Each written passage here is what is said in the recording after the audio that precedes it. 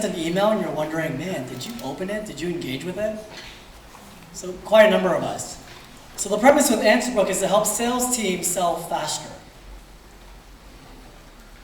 So sending an email feels like this. It feels like a black hole, and you always wonder and ask yourself, did anyone read it? Did you click through a link I sent? Were you engaged? But also, when should I call? Right? So all these assumption is a time waster. And the famous saying in sales is time kills deals. So a lot of salespeople spend 56% of their time just trying to close a deal. So this is me, my co-founder. This is actually our third startup together. Our first startup was in the job board space. We produced a 10x return to our investors. Our second startup was in the social commerce space. We generated 8 million sales, 50 employees, but 40 of them were in sales actually. And that's how we realized this pain point. And this is our work experience for other companies. So the power of engagement. Engagement is the ability to attract someone's interest.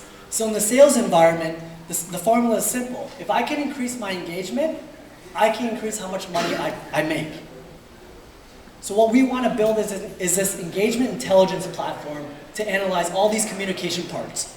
So the first part is, how do I analyze email engagement and see how someone interacts with it? How do I analyze web data? If someone's on my API page for 5 minutes, I want to know that. I want to look at social data. So what I told my team was, if you're trying to get a hold of someone and they never answer the email, follow their Twitter handle. Because if they're twittering something, they're engaged on a device that you get a hold of them. Also looking at VoIP data and any PDF documents or PowerPoint presentation. Take all this information, combine it in one platform, look at it from a cross-platform perspective, and make that data actionable for your sales team. So if I send an email today, I can send it on my phone, I can send it to my desktop. This is the information that I see.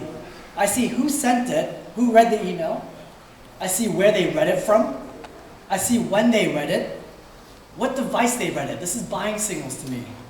How many times they viewed it, but most importantly, what we figured out is something unique. How long did they read that email for? Because there's a big difference if you read it for 1 second versus reading it for 38 seconds. And there's plus a lot more information that we can pull from that. So today we're in private beta. We have 5 companies on our platform, and we're analyzing email intelligence. We're the only ones that can determine a read time for an email. We're the only ones that can determine multiple recipient tracking. So we do this all the time. We send an email to 3 different people. I can specifically tell you which of the 3 open it up and engage with your email. We're the only ones that can use your own native app, so you don't have to download anything else. And most importantly, you don't want to change the workflow. I don't want to change your current workflow of how you operate and how you try to close deals. I want to enhance it. And tomorrow is to add the other social data points. So why engagement matters? This is a calendar of a decision maker. They're really busy. You want to get them at the right point at the right time when you're trying to close a deal. You want to see the buying signals. So when you see someone on your pricing page for 4 minutes, that says a lot. That means that they're interested. And also you want to know when to close a deal. And the stats that I found online is you can increase your sales opportunity by 7 times when you know when to follow up with someone. I like sports, so I look at like running a sports team. So your sales team, you can analyze all this data. You can look at how your players are doing. You look at how your team's doing, but if you want to opt in, you can see how you're doing it compared to your current sector. So the market size, there's 100 million salespeople out there. 23 million are in the Fortune 500. And if we look at a $240 yearly subscription, we can get to a $30 billion total addressable market. So the plan right now is we're in private beta. We're looking to raise $500,000 to add 2 engineers and a salesperson on board. And our goal in year 1 is to get 25,000 paid users. It's definitely going to be hard, but it's going to be worth it. So our goal is to help you close deals faster. Thank you. Okay. Thank you, Chris. Questions? Who's got a question from the panel? Yes. You didn't touch upon how are you going to actually get this user. So are you targeting a sales guy or no? We're going to target sales teams. How? So there's 2 strategies. The first strategy is bottom up, so they're going to hear about us. So we're adding a lot of startups on board. And the second strategy, we're going to do a lot of sales focus, a lot of touch points, come onto our system, and grow from there to get to 25,000.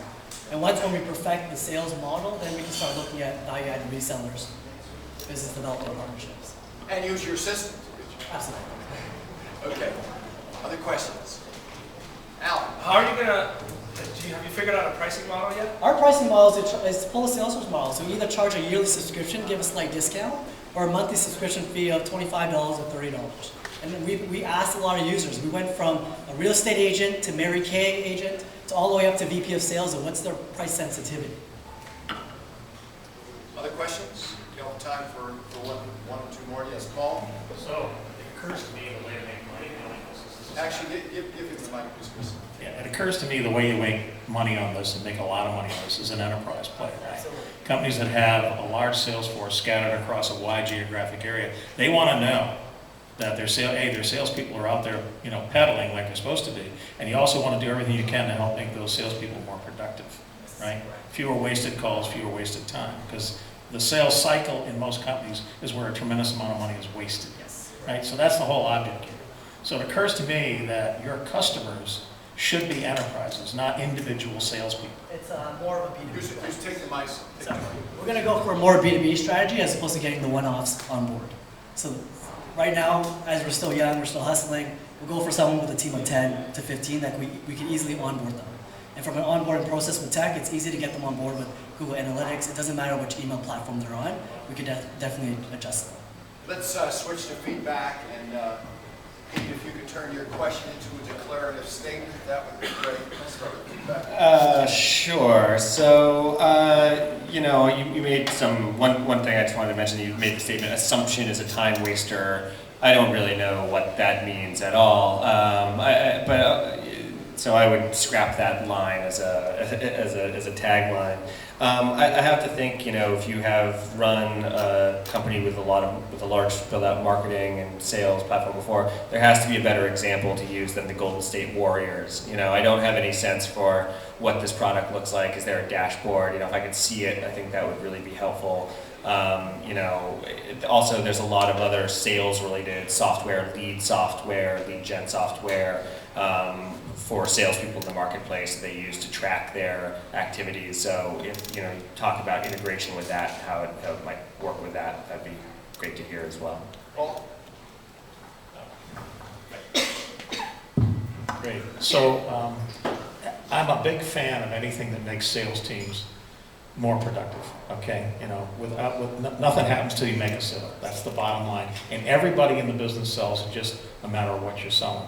When you're given this presentation, you need to be very crisp and very clear on who your customer is going to be. It's not going to be the individual sales guy. It's going to be the sales management teams of companies and the IT guys, because they got to put this thing in and run it, right? And tell me how you're going to make that happen. Tell me how you're going to approach those people. Tell me how you're going to make it so compelling that they can't say no. That's really key. We'll bring it over to Sean, please. Well, I like the name of the company, and you guys have a great background, and it's great to see you've had some good, successful working experience together. And I like that you're focused on one buyer.